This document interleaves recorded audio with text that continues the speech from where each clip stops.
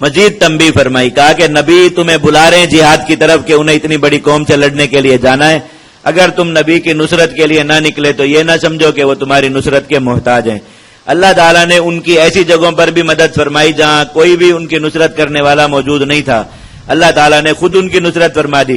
اب بھی اگر تم میں سے کوئی شخص جو ہے ان کے ساتھ جہاد پر نہیں نکلتا، کوئی پریشانی کی بات نہیں، اللہ تعالیٰ اکیلے نبی کو ہی دشمنوں پر غالب کر دیں گے، ان کی نصرت فرما دیں گے، لیکن تم محروم ہو جاؤ گے۔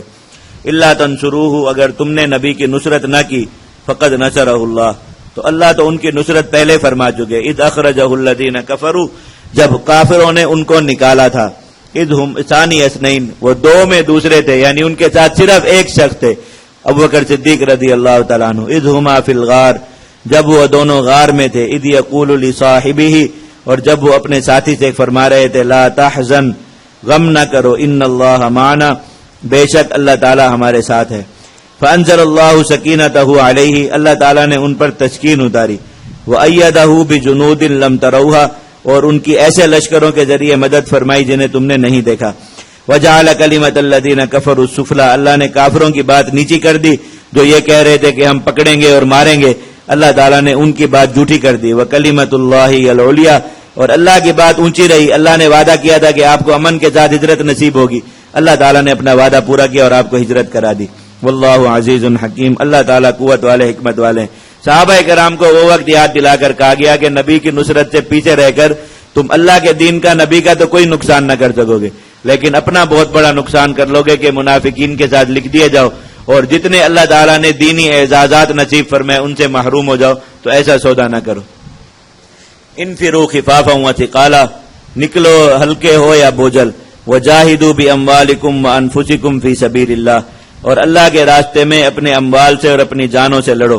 ذالکم خیر لکم ان کنتم تعلمون، یہی تمہارے لیے بہتر ہے اگر تمہیں علم ہو۔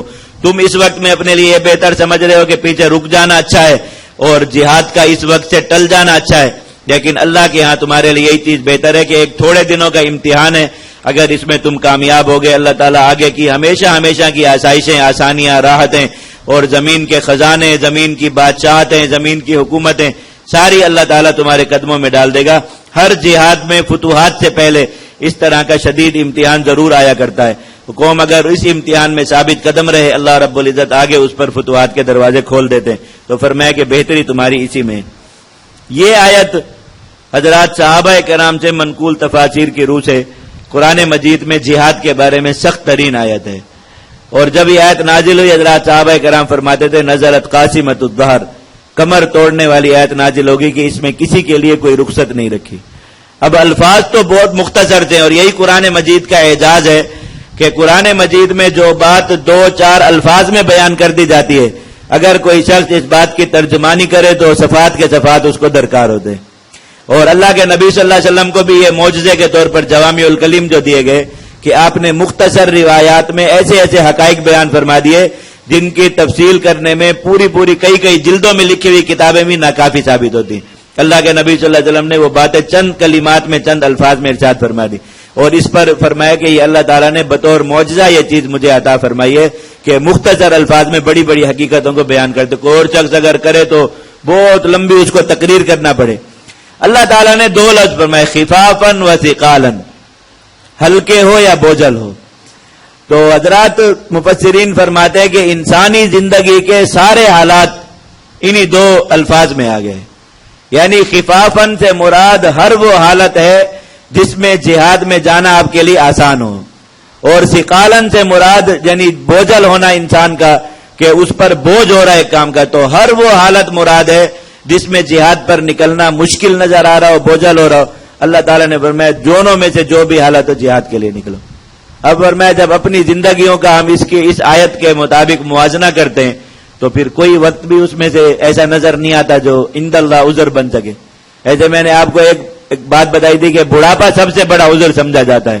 اللہ کے نبی صلی اللہ علیہ وسلم کا سارا جہاد اسی عمر میں ہے، تو وہ خود نبی کریم یعنی جہاد ویسے جو بھی کرے گا، اللہ کے نبی صلی اللہ علیہ وسلم عملی طور پر جہاد کا سفر کرے، محاذ پر جائے، جہاد میں پہرے داری کرے، جہاد کی گرمی سردی برداشت کرے، یہ سارے کام کرے۔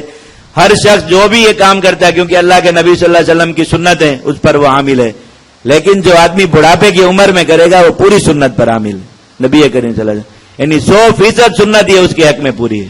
اللہ کے نبی صلی اللہ علیہ وسلم 53 سال کی عمر 55 سال کی عمر سے جہاد پر نکلنا شروع ہوئے. آسانی کے تنگی کے سارے اسفار آپ نے کیے, جہاد کے مراحل آپ نے سارے اپنے جو ہے وہ عملی طور پر.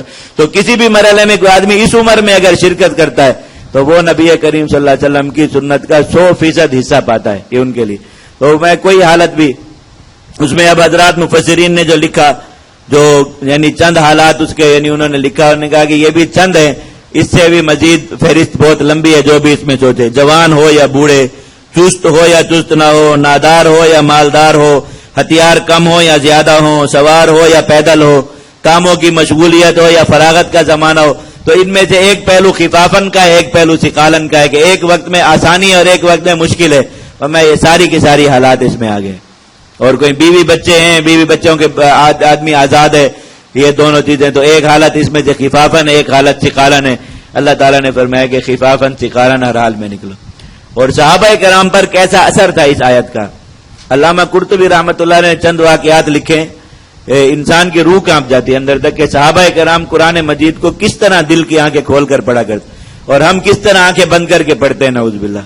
اللہ تعالیٰ ہمیں بھی قرآن مجید کو دل سے پڑھنے کی توفیق نصیب فرمائے. تو کوئی مشکل نہیں ہوتی کہ انسان بیوی بچوں کو چھوڑ کر جا رہا ہے, بیٹیوں کو چھوڑ کر جا رہا ہے, گھر بار چھوڑ کر جا رہا ہے, تو اس کو پریشانی نہیں ہوتی کہ وہ ایسے اور وہاں پر بڑی بڑی لڑائیوں میں گر جائے انسان اور محاصروں میں آ جائے. ان چیزوں کی پریشانی اس کو نہیں ہوتی وہاں, اگر دل سے قرآن مجید پڑھ کر اور صحابہ کرام کے حالات سمجھ کر وہ گیا ہوا.